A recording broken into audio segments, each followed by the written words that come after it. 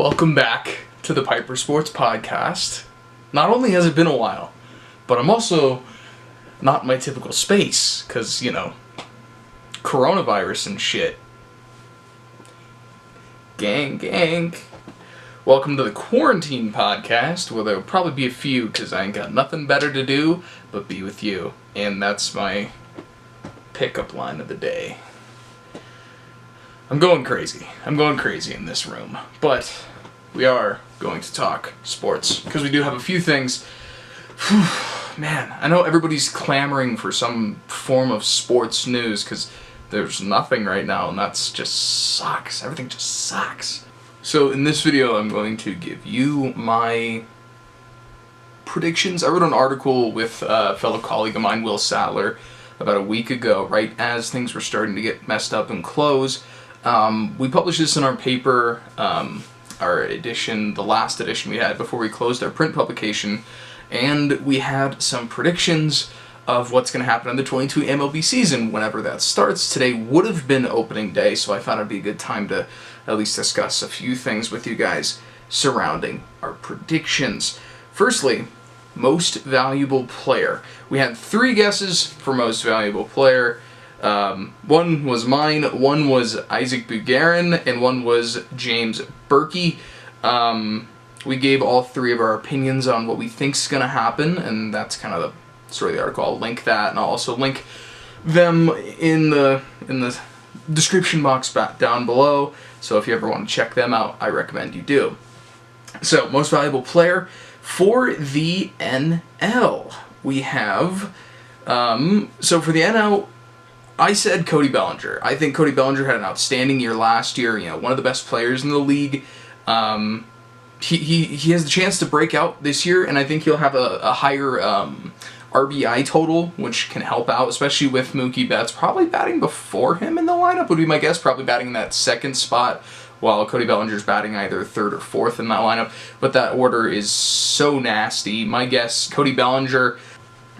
Isaac Bugarin, his NL is Christian Yelich, the MVP. He won in 2018. He was MVP, or he was a nominee last year. Christian Yelich is a safe bet. He's a left-handed power hitter, much like Cody Bellinger, and that's definitely going to be a toss-up between those two. And it's going to be a lot of fun to watch when that comes around to it. James went with another Dodger. He said Mookie Betts, which is an interesting take, because Cody Bellinger obviously won last year. So you think Cody Bellinger and Mookie Betts competing on the same team for an MVP would be kind of tough. I can see where Isaac is coming from when he says Christian Yelich, considering, if we both predict Cody Bellinger and Mookie Betts, James and I, that means it's going to be kind of difficult for them to compete on the same team for an MVP. You can't be the most valuable player with another most valuable player on the team. It's just kind of an odd thing. For the AL, it's kind of a clean sweep. And I bet you could guess the most valuable player out of the AL, probably going to be Mike Trout. Mike Trout is the best generational player we have seen. I think he will go down as one of the best ever. And, I think it's his age 28 season. I want to say it's his age 28 season. Mike Trout will borderline 40, 45 home runs. There's a great chance that he's the best 5-tool player in the game, and there's no doubt in my mind Mike Trout blows it away this year. There's not really much of a chance of him falling off. Anthony Rendon joins that lineup. It's pretty exciting to see. For the Cy Young, now we all kind of had some different guesses here, which is kind of interesting. I went with somebody who signed with the Toronto Blue Jays from the Dodgers for the Cy Young Award. In the AL, I'm going with Hyun-Jin Ryu of the Toronto Blue Jays. I think he's going to come back. I know he's getting a little bit up there in age, but I think he can come back and win this kind of season for himself. And he goes, I'm going to kick ass. I'm going to do great. I'm going to go out there and I'm going to dominate. He's the ace for that team. He left the Dodgers for a big contract with the Blue Jays. I think he comes back for the revenge season. For my friend Isaac, he says Garrett Cole, which is a good one. The new signee of the New York Yankees. He was, I believe, strikeout leader last year. Garrett Cole is the ace for that lineup, the instant star for that team, especially with some of the pitchers on the Yankees going down. It's good to see that some representation there from them. James agrees with Isaac in saying Garrett Cole would take that mantle for the AL Cy Young. For the NL, I'm going with another Dodger. There are a few Dodgers on this list. I apologize, but I'm saying Walker Buehler.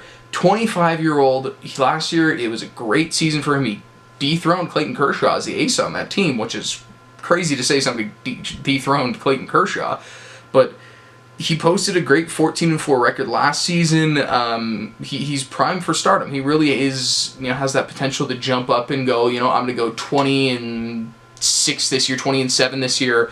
Well over 200 strikeouts. He's going to be a great pitcher this year, but he also has a great arsenal. He has a lot of different pitches that he can throw, and I think that's important. We have Isaac.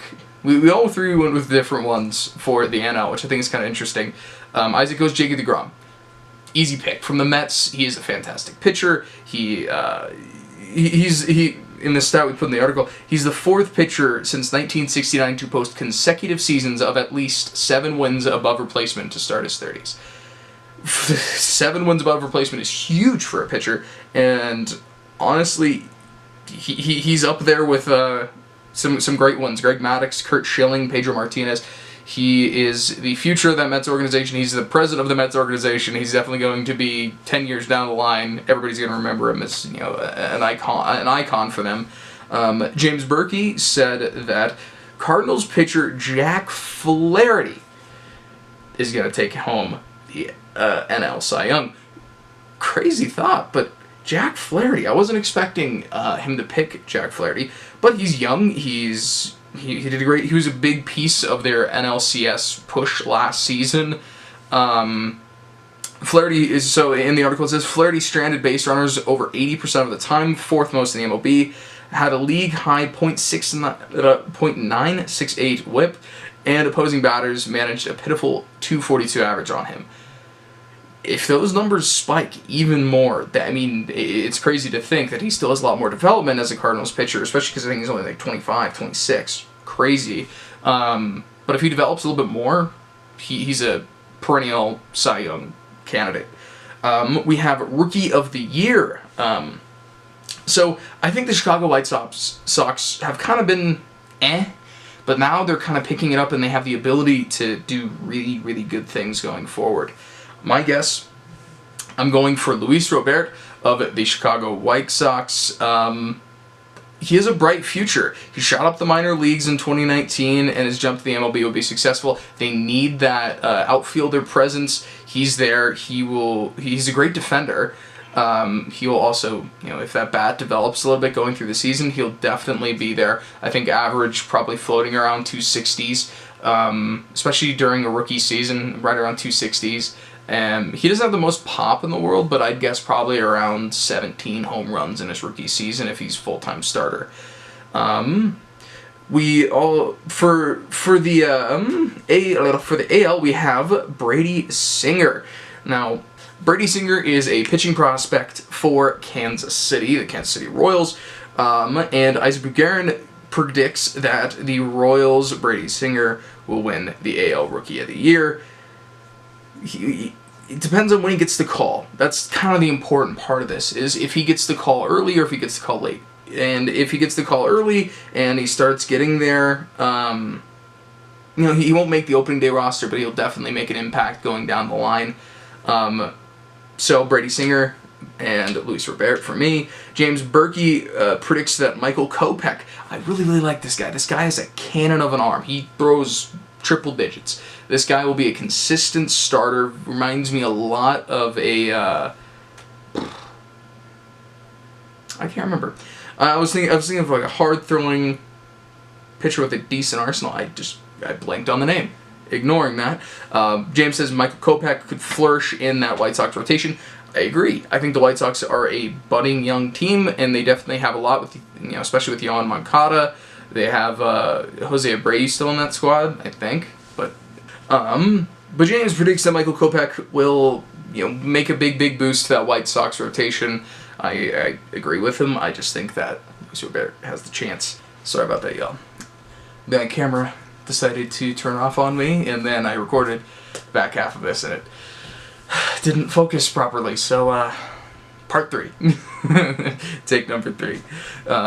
So we were talking about the NL Rookie of the Year, and we kind of said Brendan Rodgers, both James Burky, and I said that Brendan Rodgers, Rockies middle infielder, would kind of come out on top with that, and I think he has a significant role within the organization if he, decides to break out. I think it's important to identify that he most likely will be on the roster for opening day, whenever that happens.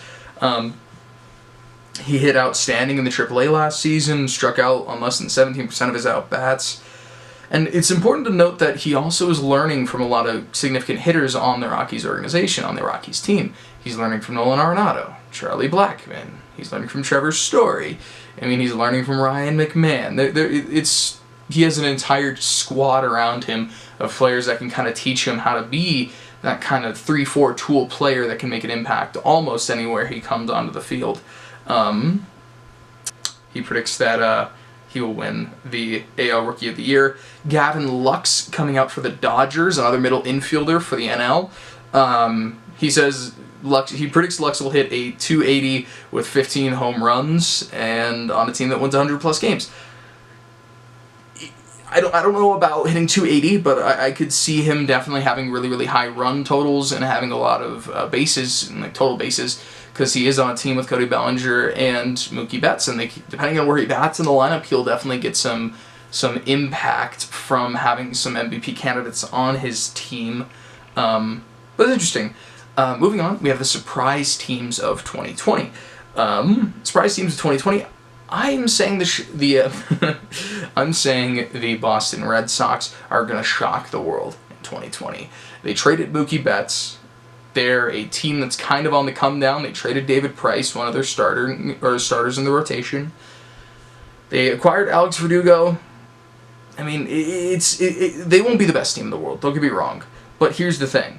They are in a very, very strong position in a kind of top-loaded AL East with the Yankees. I think that this team has potential to slide into that wild card role. I'm predicting they'll win 90+ games and make the playoffs this year in a wild card role. So I think the Yankees will quite easily win that division.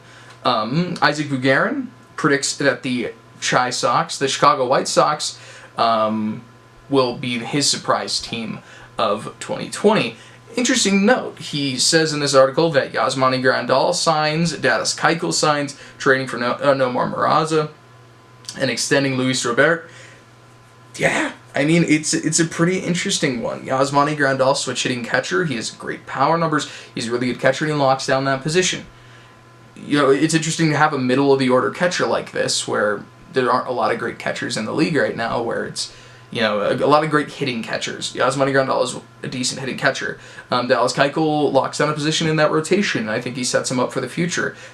Past Astros pitcher, kind of sets him up. Nomar Mazara, really good hitter, and Luis Robert, my Rookie of the Year prediction. I think this team has a lot of potential to make an impact this year. I don't know how far they'll make it. I don't think they're contenders, but I think this team has a lot of potential, and I definitely agree that they look good on paper and they have the potential to go far. James, he is a St. Louis fan. He was a Rams fan, a St. Louis Rams fan. Now he's an LA Rams fan. Sorry about that. But he's predicting the St. Louis Cardinals make a big impact this year. And he's not saying that they'll be a dominant squad. He's not saying that. But what he is saying is that this team will make a little bit of a little bump in the night, if you know what I mean. He says, and I quote, "A team with just one batter above 300 had no business being the NLCS, but a quality defense, pitching, and grit carried them. If reigning all-star Paul DeJong grows as a slugger and the lineup shakes off the rust, it's going to be a dangerous team." I agree. I think Paul DeJong is one of the best middle infielders in the game, one of the most underrated, and I think he definitely has potential to keep growing and developing into one of the best players in the league. I think Paul DeJong is a great, great hitter, and that's important for this team because they need a little bit more hitting. James, Cardinals, I agree. I think all three of these teams, the both Sox teams, and the Cardinals have the chance to kind of shake some or turn some heads this season. We have the World Series matchup. Now, I'm predicting the Minnesota Twins and the Los Angeles Dodgers. There's going to be a consistency here when you hear about all the lineups that we have. I'm saying Twins and Dodgers. Isaac is saying Yankees and Dodgers. And James is saying Dodgers and Astros. Consistency, we all think the Dodgers are coming out of the NL. And I think it's pretty easy to say that they are. We're not making any hot takes when we're saying the Dodgers can make the World Series easily. They have Mookie Betts. They have Max Muncy. They have Cody Bellinger. I mean, they don't have Alex Verdugo anymore, but they have Jock Peterson. They have Will Smith. Catcher Will Smith. Joe Smith. Something like that. Smith. You guys will yell at me in the comments. Walker Buehler. They have Clayton Kershaw. They have a really, really strong team that's kind of well-rounded almost everywhere. Kenley Jansen coming out of the bullpen. I mentioned that before. We all agree the Dodgers are going to make the World Series, and it kind of takes out some of the parity, but I think they're the best team. For the Twins, for me, my prediction, Twins-Dodgers, I think the Twins edge out the Yankees. I think that if the Yankees stay healthy, they'll make it all the way, and you'll see that later down. But the Minnesota Twins, they have a pretty strong lineup. They signed Josh Donaldson to a decent-sized deal, but it locks down their corner infielder, that hot corner. It gives them a good defender. It gives them a good bat. And it gives them a veteran presence on a team that has a lot of youth still. Jose Barrios, amazing starter. He's going to be a Cy Young candidate. If not this year, then next year, and year after that, and year after that. Miguel Sano, amazing bat. I mean, this team has a lot of power, and they have a lot of chance to make some big impacts this year. And I really, really do think the Twins can edge out the Yankees in a 7-game series. Isaac predicts the New York Yankees, and it's an interesting one. Yankees-Dodgers, it'll be kind of an iconic matchup that everybody would hate.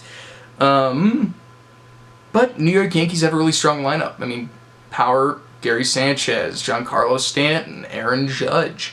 That team is really, really strong. DJ LeMahieu having kind of a career resurgence with the Yankees. Miguel Andujar. This team has a lot of really good players. They have a really good outfield. Aaron Hicks, Aaron Judge, and Giancarlo, kind of that outfield. And then you have the interior, Luke Voit, DJ LeMahieu. You have Gleyber Torres, Miguel Andujar, and then they signed Garrett Cole to come out of the starting rotation for him. I mean, the Yankees are loaded. The Yankees are loaded. The Dodgers are loaded. It would be a power-packed World Series. I'd love to see it, but man, it would suck. James predicts the Los Angeles Dodgers and the Houston Astros. Now, the Astros, I believe, aren't a bad team. I don't think they're going to take a huge dip. I think they will take a dip, but I think this team still has a lot of good players, a lot of good talent. I mean, they still have Jose Altuve, Alex Bregman, George Springer, Yuli Gurriel, Yordan Alvarez, Justin Verlander. I mean, he's 37, and they do have Yuli Gurriel, who's 35, 36. They have some aging players on that team, but they still have a lot of youth that's on the team and a lot of power. And I think if the Astros... It's an interesting one. Everyone would hate this, Dodgers-Astros. But I think the Astros have a chance if they can make, maybe some moves in the middle of the season and see if they can do something there. I think it'd be interesting. Lastly, Will Satler wrote his predictions. I'm kind of going to go through them quickly. Most valuable player, he says Ronald Acuna Jr. Rookie of the Year, Gavin Lux. Cy Young, he says Marcus Stroman. Interesting one. The Mets kind of have that strong pitching rotation. Manager David Ross of the Chicago Cubs. Interesting. Hopefully the Cubs don't make any big moves surrounding Chris Bryant or even Javier Baez. And then he predicts the World Series champions will be the New York Yankees. So that was kind of the total article I kind of went over. Some consistencies we saw the Dodgers making the World Series consistently in all of our predictions. And, I mean, it's just their team is really, really good. Other consistencies, in the NL, the Rookie of the Year will be a middle infielder, whether it be Gavin Lux or whether it be Brendan Rodgers. And I think it's because those are just kind of these guys that are so prepared, and I think they're probably two of the biggest favorites to come out of the NL when it comes to the Rookie of the Year, and we kind of agree with that as we're going through looking here. And then I would say probably the last thing, you see Garrett Cole getting a lot of votes for, the Cy Young coming out of the AL, and then Mike Trout. We all say that he's going to come out of the NL or the AL because he's easily the best player of our generation. I think it's important to note. But that's kind of our predictions. I hope you guys enjoy this style of video, because, I mean, I can do more of this. I want to do more of this. I probably will. We'll see. I don't know how long this quarantine's going to last, but I appreciate you guys staying inside and doing your part when it comes to social distancing and making a difference on saving lives. No sports right now. It's weird, and we can kind of talk about that in another video, or you guys can tell me what you want to see, but I really, really do enjoy doing this, and I'm glad that I'm back. I can see if I can bring some other people in over the phone, or the person that lives in the room next door. But I really do appreciate you guys listening to the video, watching the video. Please like, comment, subscribe.